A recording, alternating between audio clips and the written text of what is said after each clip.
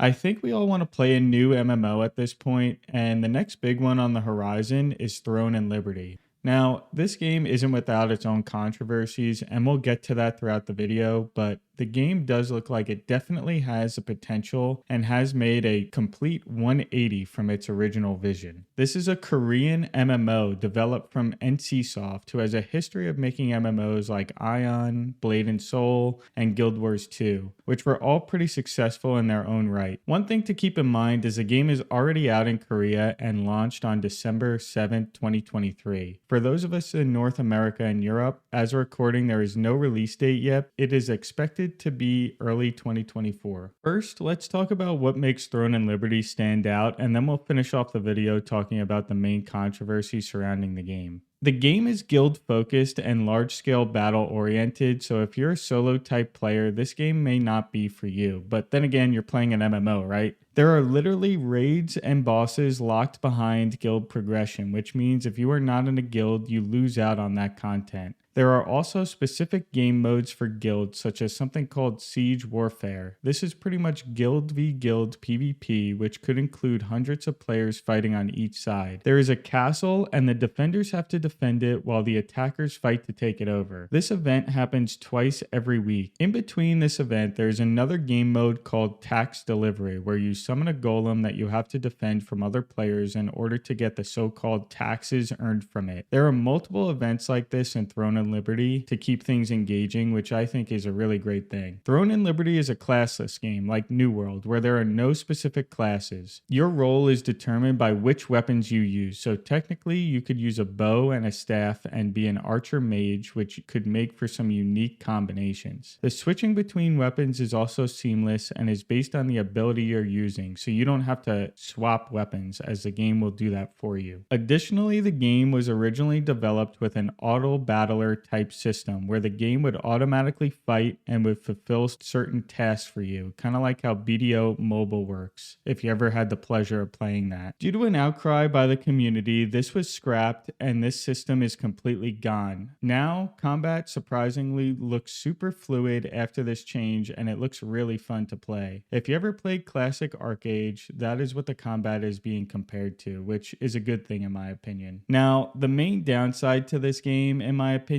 is the upgrade system and the pay-to-win elements included within it. As is tradition with Eastern MMOs these days, there is a gear upgrade system where you need to get your gear to +9, which is how it's going to be at launch, but that may increase in the future. This is done by giving you a chance to either upgrade or fail. The system is similar to Lost Ark, where if you fail, you obviously lose the mats that you spent, and your next upgrade will have a higher chance to succeed. The main so-called controversy, in my opinion, is that the auction house doesn't use a free-to-play currency that you farm throughout the world, but it instead uses a real money currency, which means you could just buy the gear essentially using real money. So in the auction house, you could buy some of the best gear available, and then you would have to go through the upgrading to +9. The good side to this is most of the good gear is found within guild dungeons, so if you were guild oriented, you could pretty much farm your gear with your guild and be on the same page as most whales. In the Korean servers right now, currently most of the BIS gear is rarely put on the auction house due to the high demand, so at least for the first few months in the game, you will need to farm for the best gear anyway. Personally, while there are pay-to-win elements within the game, I might be able to get past it if they don't include some of the bogus pay-for-convenience elements that games like BDO had, where you would need to buy and upgrade pets in order to loot more efficiently, or buy a tent to be able to buy consumables while grinding. The game seems like it definitely has potential, in my opinion, to be a great game, and it seems that all the social elements in place are there to bring a more classic experience. I'm definitely interested in covering the game when it comes to North America, so if you guys are interested in more videos about Throne and Liberty, please let me know, and don't forget to like the video and subscribe. Thanks for watching.